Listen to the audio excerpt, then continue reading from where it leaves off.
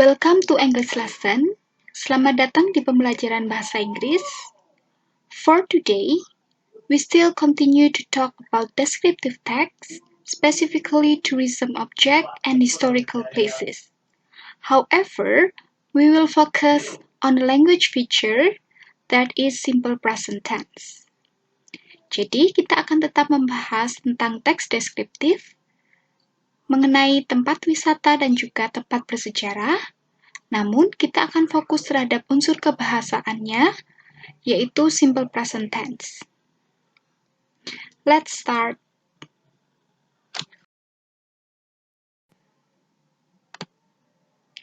So, as we talked before, descriptive text is a text which talk about something, describing something in detail. So, mostly it uses simple present tense. Jadi, seperti yang sudah dibahas, bahwa descriptive text itu teks yang mendeskripsikan sesuatu, maka dari itu, kebanyakan akan menggunakan simple present tense. So, what is simple present tense? Simple present tense is used to talk about daily activities or routine.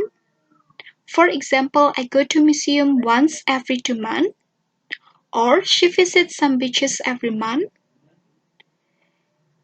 Simple present tense also used to talk about general fact. For example, Jatim Park is very interesting place to visit. Jadi, simple present tense itu digunakan jika kita ingin membicarakan sebuah rutinitas atau aktivitas sehari-hari. Seperti contohnya, saya pergi ke museum 1 kali dalam 2 bulan. Jadi 2 bulan sekali dia pergi ke museum.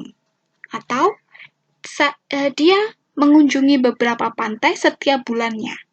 Jadi setiap bulan dia pergi ke pantai. Ini menunjukkan sebuah rutinitas yang dilakukan berulang kali dan juga waktunya sudah tetap. Maka dari itu jika kita membicarakan aktivitas rutin atau aktivitas sehari-hari, kita akan menggunakan simple present tense. Simple present tense juga digunakan jika kita membicarakan sebuah fakta. Contohnya, Jatim Park adalah tempat yang menarik untuk dikunjungi. Nah, ini adalah sebuah fakta, bahwa Jatim Park itu sangat menarik. Meskipun ini sebuah opini, atau menurut saya itu menarik, tapi menurut orang tidak, tapi itu adalah pandangan kita tentang Jatim Park, yang berupa fakta, menurut kita, menurut seseorang. Maka, jika kita membicarakan sebuah fakta, kita menggunakan simple present tense. Nah, karena simple present tense tadi digunakan untuk membicarakan tentang aktivitas secara rutin dan fakta, maka dari itu descriptive text yang kebanyakan mendeskripsikan sesuatu berdasarkan fakta, maka descriptive text menggunakan simple present tense. So, how do we make a sentence using simple present tense? Jadi, bagaimana cara kita membuat kalimat dengan menggunakan simple present tense? Yang pertama akan saya jelaskan adalah dengan menggunakan kalimat nomina. Maksudnya, di sini terdapat 2 kalimat dalam bahasa Inggris seperti bahasa Indonesia. Ada kalimat nomina dan verba. Kalimat nomina di sini adalah kalimat yang tidak ada kata kerja atau no verb. Verb adalah kata kerja. Lalu, jika tidak ada kata kerja, kalimat ini menggunakan apa? Kalimat ini bisa diikuti oleh adjektif kata sifat, adverb kata keterangan, noun kata benda, atau noun phrase, frasa kata benda. Nah, contohnya, the beach is very beautiful. Nah, kalimat ini tidak ada kata kerjanya. Pantai sangat indah. Nah, indah di sini adalah kata sifat dan tidak ada kata yang menunjukkan kata kerja. Maka ini disebut dengan kalimat nomina. Mungkin beberapa ada yang menanyakan apa bedanya noun dan noun phrase. Noun adalah kata benda tunggal, sementara noun phrase adalah kata benda yang diikuti oleh sifat. Misalnya, noun is contoh kata noun adalah car. Car adalah mobil. Tapi, noun phrase contohnya adalah blue car. mobil biru. Nah, jadi kalau noun itu bendanya saja, noun phrase adalah gabungan benda dan juga sifat misalnya. Itu disebut dengan noun phrase. Bagaimana cara membuat kalimat nomina dalam simple present tense? Untuk kalimat positif, diawali oleh subjek, diikuti oleh to be, dan juga kata adjective, adverb, noun, atau noun phrase. Contohnya, Raja Ampat is a fascinating place. Jadi subjeknya Raja Ampat, to be-nya is, dan juga noun phrase. Tempat yang indah atau tempat yang menarik. Untuk kalimat negatif, diawali oleh subjek, diikuti oleh to be, dan juga not, setelah itu baru kata keterangannya, atau adjective, adverb, dan noun phrase. Contohnya, some beaches in Bali are not clean. Beberapa pantai di Bali tidak bersih.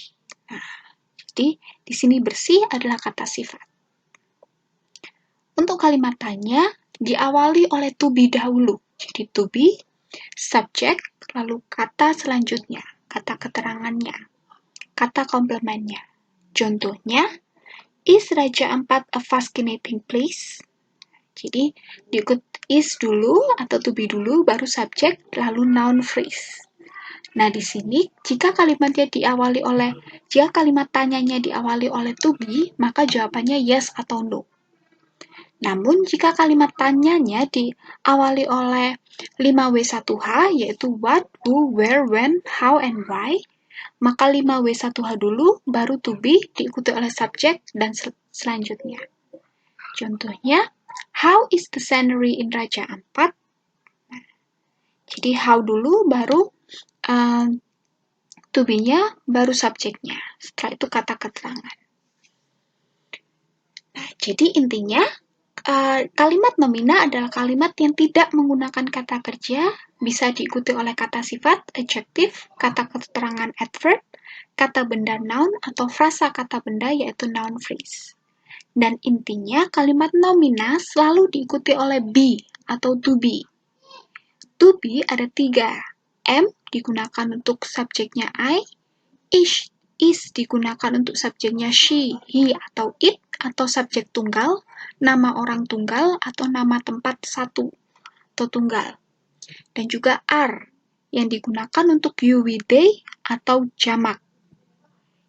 Ya, contohnya Raja Ampat. Nah, ini kan kata tunggal, maka diikuti oleh is. Sementara some beaches, beberapa pantai, berarti jamak, diikuti oleh are. Itu penjelasan kalimat nomina yang menggunakan simple present tense. Selanjutnya adalah kalimat verba. Kalimat verba di sini adalah kalimat yang ada kata kerjanya.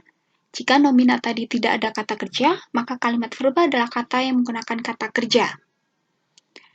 Bagaimana cara kita membuatnya? Di kata positif, kata diawali oleh subjek, verb 1, dan juga objek atau komplemennya.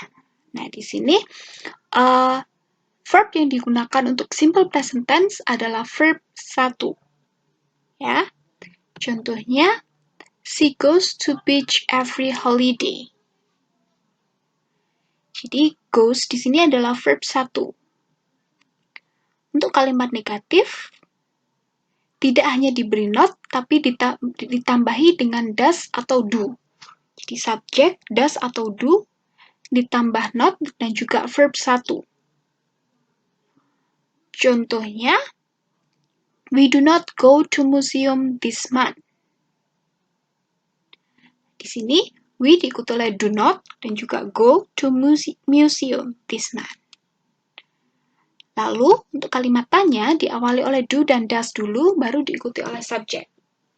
Contohnya, do you go to beach every holiday? Nah, untuk kalimat tanya yang menggunakan 5W1H, bisa diawali oleh 5W1H, diikuti oleh do atau does, subjek, verb 1, dan kata keterangan. Contohnya, where do you go every holiday? Kemana kamu pergi setiap liburan? Nah, yang perlu diingat adalah pada kalimat positif, khusus untuk kalimat verba di kalimat positif, jika subjeknya tunggal, yaitu she, he, it, atau benda tunggal, atau orang tunggal, maka kata kerja ditambahi dengan s, es, atau ies. Contohnya, seperti di kalimat positif, she goes to beach every holiday. Nah, seharusnya kan katanya untuk kata pergi adalah go. Tapi karena dia subjeknya she, maka menjadi goes, ditambahi es. Ya. Lalu, untuk kata do, untuk kalimat negatif tanya, kata tambah do itu untuk subjek I, you, we, they, atau jamak, dan kata does untuk subjek she, he, it, atau tunggal. Jadi, ini adalah penjelasan kalimat verba. Kalimat verba adalah kalimat yang menggunakan kata kerja. Selalu diikuti oleh verb 1. Jika di kalimat positif, verb 1 ditambahi oleh ses atau ies untuk subjek tunggal. Jika di negatif tanya dan lainnya tidak perlu ditambah ies, tapi harus ditambahi do dan does.